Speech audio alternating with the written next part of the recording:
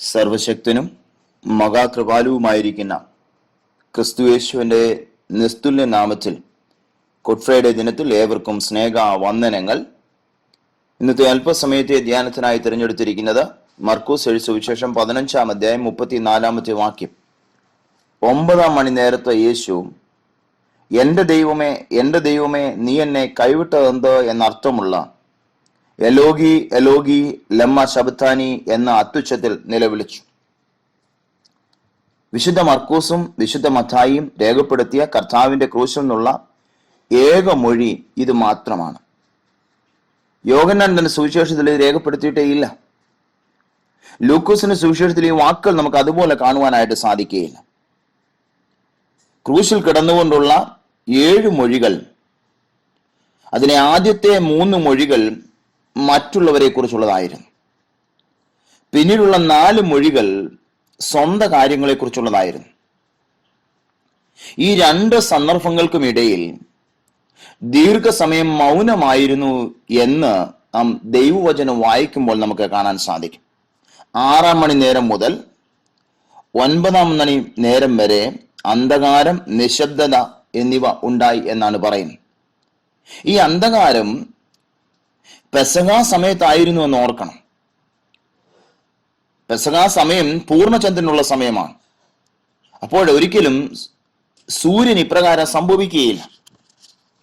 പഴയ നിന്നും പഠിക്കുമ്പോൾ മിസ്രൈമ്യർക്ക് നൽകിയ 10 മാതകളിൽ 3 ദിവസത്തേക്ക് സൂര്യൻ ഇരുണ്ടു പോയതായിട്ട് നാം അവിടെ വായിക്കുകയാണ്.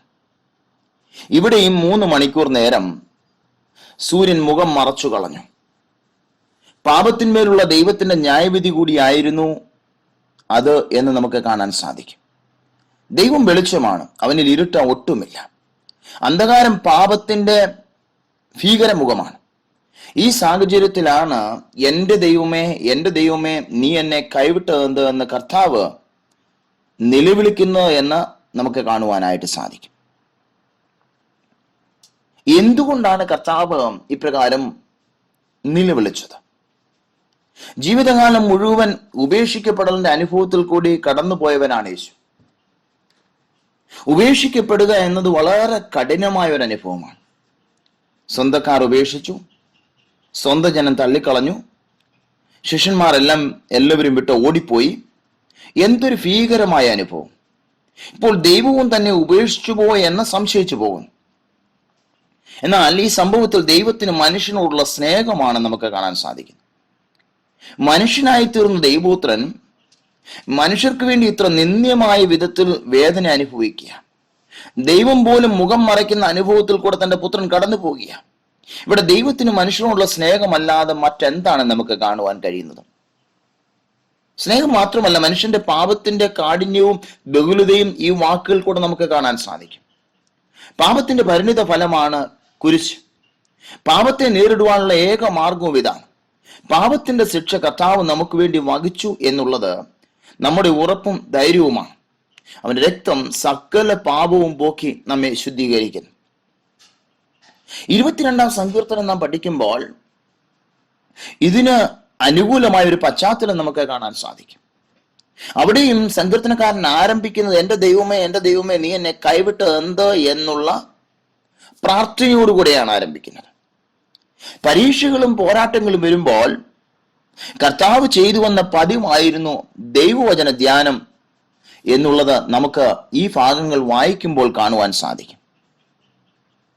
പ്രതിസന്ധികളുടെ സമയത്ത് കർത്താവ് ചെയ്തു വന്നത് അതാണ്.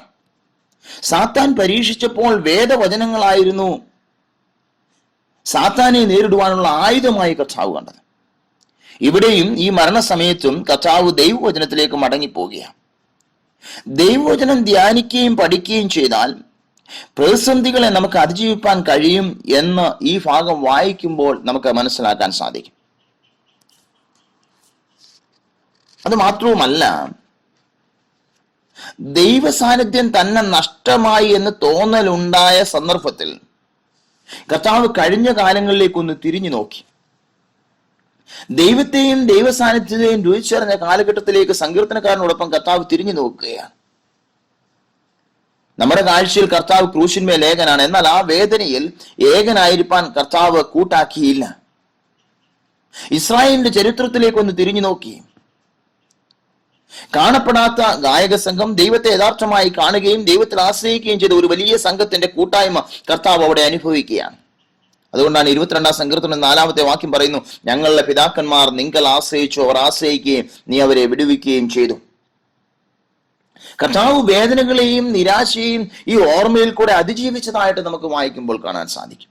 പ്രിയരെ, പ്രതിസന്ധിയിലും കഷ്ടതയിലും ആകുമ്പോൾ നല്ല ഓർമ്മകളുടെ നാളുകളിലേക്ക് ഒന്ന് തിരിഞ്ഞു നോക്കുക.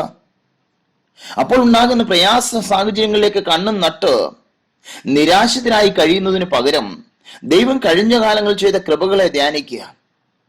നമ്മുടെ ജീവിതത്തിലേക്ക് ഒന്ന് തിരിഞ്ഞു നോക്കിയാൽ അനുഗ്രഹങ്ങൾ ധാരാളമായി ലഭിച്ച അവസരങ്ങൾ നമുക്കില്ലേ? നാം അനുഭവിച്ച കൃപകൾ എത്ര വളരെയാണ് എന്ന് ഓർക്കുക. കർത്താവ് ക്രൂശിൽ കിടന്നുകൊണ്ട് അത് ഓർത്തു. എല്ലാറ്റിലും ഉപരിയായിട്ട് ദൈവവചനം ധ്യാനിച്ച് പ്രാർത്ഥിച്ച് ദൈവകൃപ അനുഭവിച്ചതായിട്ട് നമുക്ക് കാണുവാൻ സാധിക്കും. ആയതിനാൽ പ്രിയരെ, പ്രതികൂലങ്ങളുടെ നടുവിലും പ്രയാസങ്ങളുടെ നടുവിലും ദൈവവചനം ധ്യാനിച്ച് പ്രാർത്ഥിച്ച് ദൈവം നടത്തിയ വഴികളെ ഓർത്ത് ദൈവകൃപയിൽ ആശ്രയം വെച്ച് നമുക്ക് മുന്നേറുവാനായിട്ട് സാധിക്കും. ഈ കഷ്ടാനുഭവ ആഴ്ചകളിൽ അപ്രകാരം ഒരു അനുഭവത്തോടു കൂടെ മുന്നേറുവാൻ സഹായിക്കണം. ഈ ഗുഡ് ഫ്രൈഡേ നമ്മെ തന്നെ ഒന്നുകൂടെ സമർപ്പിക്കാം. ദൈവകൃപയിൽ ആശ്രയം വെച്ച് മുന്നേറുവാൻ ദൈവമേ ഞങ്ങളെ സമർപ്പിക്കുന്നുവെന്ന് നമുക്ക് പ്രാർത്ഥിക്കാം. നമുക്ക് കണ്ണുകളെ അടയ്ക്കാൻ പ്രാർത്ഥിക്കാം. കർത്താവേ, ഒരു ഗുഡ് ഫ്രൈഡേ ദിനം കൂടെ ഞങ്ങളുടെ ജീവിതത്തിലേക്ക് തന്നതിനായ സ്തോത്രം. വചനം കേട്ട് എല്ലാവരെയും അനുഗ്രഹിച്ചാട്ടെ. താവി അങ്ങയുടെ വചനം ധ്യാനിച്ച് പ്രാർത്ഥിച്ച് അങ്ങ് നടത്തിയ വഴികളെക്കുറിച്ച് ഓർത്ത് അങ്ങയുടെ കൃപയിൽ മുന്നേറുവാൻ സഹായിക്കണമേ എന്ന് പ്രാർത്ഥിക്കുന്നു. അങ്ങ് തന്ന അനുഗ്രഹങ്ങൾ ധാരാളമായി അനുഭവിച്ചവരാണ് ഞങ്ങൾ.